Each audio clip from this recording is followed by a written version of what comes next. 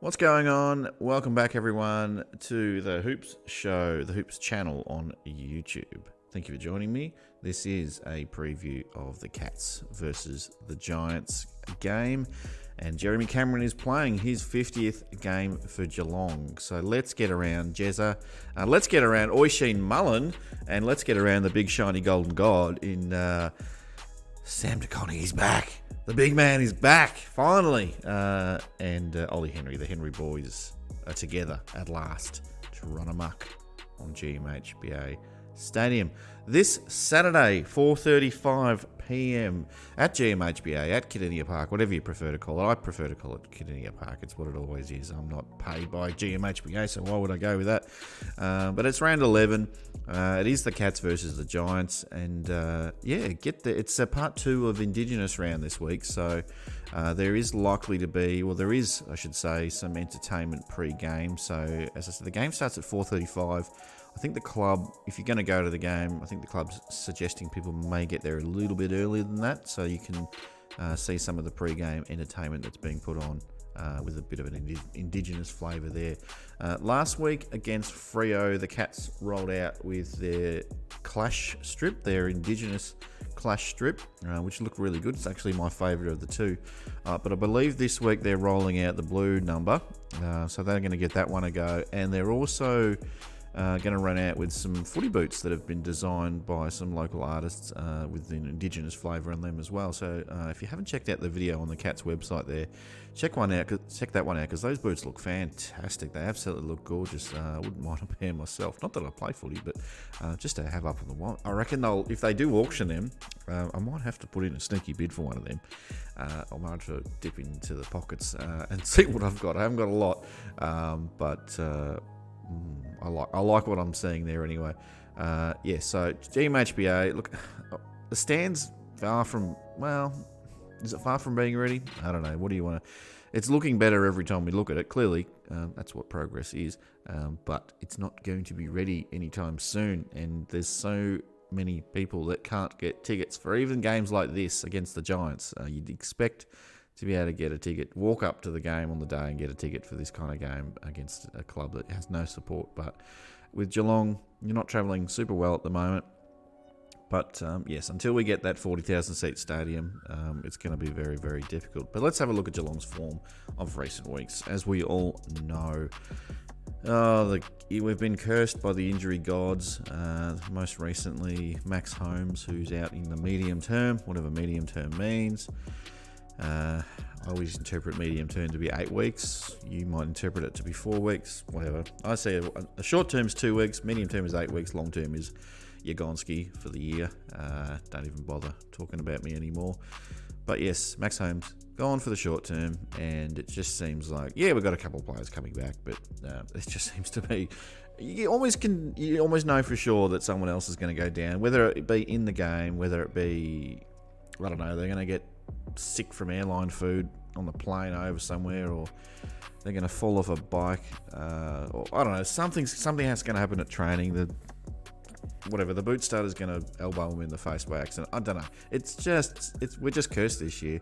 We're doomed to not get our full squad together. Maybe we will round 24. Maybe it'll be too late. We're rubbing our hands together. Here we go, full squad. And then we bomb out in the finals because we just haven't had a chance to get any cohesion for the rest of the year. But we currently sit 7th on the ladder. Not too bad, not too good. Most clubs would be happy to be in the finals. Geelong, we're not happy unless we're top 2, top 3, top 4. 7th doesn't really sit. 7th seems like a bit of a failure for us. But as I said, for most clubs, it's like, 7th, I'll take that. Carlton will take 7th, I'm sure of it. But for us, it seems like the wheels have fallen off. It's doom and gloom. The sky's falling. And, it's going to be hard to do anything from 7th. As history would say, you don't tend to see too many teams win finals, win grand finals from the bottom part of the 8.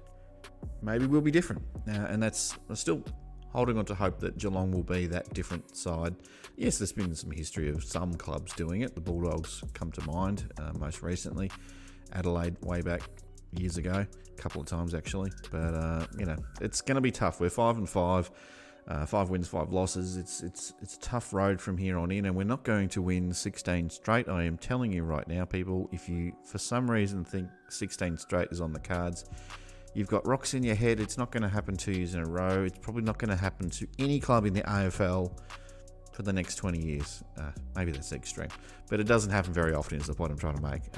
We're coming off 2 straight losses. That's not great. I don't like coming off consecutive defeats, and Premiership sides don't generally have multiple losing streaks in a season. It generally doesn't happen. You drop one here or there. You don't tend to lose 3 in a row and then lose 2 in a row, and then somehow make and win grand finals. It just doesn't happen. But we've lost those 2 in a row by an average of 26 points. Not too bad, not great either. And we've split the last 4 games. Clearly, we went on that 5-game run, so that still counts in our favour. But yeah, those 2 games, whatever we do over the next couple of weeks, we'll still be probably 2-2. It is what it is. And yeah, look, did I mention Jez is playing his 50th game this week? Yeah, he's playing his 50th game, so that's a big deal for Jezza. It's gone pretty quick for the Catters. For him, it just seems like it's his 3rd season at the club, so about 170 games for GWS in that time. So he'll probably end his career close to, well, he'll definitely get over 250 games in his career, but his games played, but not. Will he get to 300? Not sure. I'm not sure on that one. Let's look at GWS's form. How are they travelling at the moment? Well, they're likely to, put in a little bit extra for Toby Green. I don't know. I reckon there's a few players on that team that think he's a tosser as well. I know that most of the people in the AFL industry think he's a good player, but I don't like the way he carries himself. That's just me. Maybe he's a nice guy. I don't know. But what I see on the footy field, I don't like at least. Anyway, they're 15th on the ladder. They are, bottom 4, absolutely rubbish. Chuck them in the bin. They're no good. They've got 3 wins. Good on them. But who they come against? And they're not going to win too many more, I wouldn't have thought. 3 wins is absolutely crap. They're not much better than... if it was any other season, they'd probably be bottom or close to bottom. But you've got some teams like North and Hawthorn and West Coast that just cannot do anything unless they play each other. So GWS, I don't rate them at all. And if we lose to them, the sky will fall down at the GMHBA or Catriona Park. The sky will fall down. They've lost their last 3 games. They are not travelling well at all. They've lost them by 31 points. So they're really, really struggling at the moment. And their last month, not too great. 1-3 in the last 4 games. So really not doing too well there. Toby's 200th though. As I said, they'll probably get up a little bit for that, at least to start with. It'll be nice for them to cheer him off at the end. Geelong will probably do the right thing and do an Avenue of Honour. I don't know why you do it for 200th. Save it for the 250th or 300th. Geelong's just maybe that was a Tom Stewart thing because he was trying to be nice to Richmond after what happened last time around. I think it was Dion Presti's 200th, and he said, "Oh, we're going to line up for you." I was like, "Really? Okay, 200 games? Yeah, that's still pretty good. Like 200 games is fantastic, but."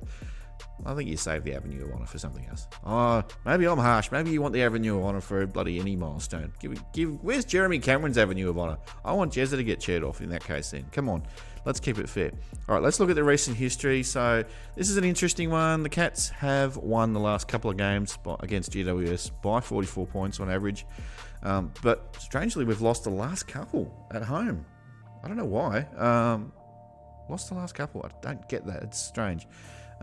The last time we did play GWS, it was at Manuka, I think it was. We smashed them by 53 points. It was one of those 4-quarter games where we just did enough every quarter. A couple of goals better than them every quarter. Pushed it out for 53 in the end. It was just bank the win, move on kind of job. The scoreline was pretty good in the end, but it wasn't a great game. It was okay. Jezza kicked 5 goals. He was on fire. A couple of other players were okay. Mitch Nevitt debuted, so it was good for him to get a run for the first time. But other than that, it was one of those games you just don't really think too much about. You just move on from it pretty quickly. What are my predictions for the round? Now, Mitch Nevitt's been named as an emergency, but I'm going to pick him as the sub this week. I think he'll come on as a sub. Hopefully he comes on because we're 100 points up and we're just trying to rest someone. I don't want to see him come on because someone's leg snapped in half, gets carried off and is on the six stick and all that sort of stuff. But I think Jezza will kick 5 goals, 5 goals plus. I've had the plus there as well. He could absolutely have a day out. He's due. He's very much due to have a day out for us. So let's hope that happens. And I'm predicting Geelong will win, but win ugly. Very ugly. I think we're going to get the job done. I don't think we're going to be behind at all. Maybe the first quarter if they get the first goal or something like that. But I think for the most part we'll be ahead all day long. But it'll be one of those frustrating wins where we're only just ahead. Like, can we just put this game to bed, please? So, again, we'll get the win. We'll be back on the winners list. But I think we'll walk away being probably more questions than answers at the end of this game. I think, again, injuries, people coming back rusty, all that sort of stuff. Stengel's second game back, hopefully be a lot better. The 2 Henry boys, there's a lot of new things happening, so new dynamics and all that to work out still. So, a bit of pain on the way, but Cats should get the job done. Anyway, that's the end of the video. Thanks for watching, everyone. We'll catch you on the next one. See ya.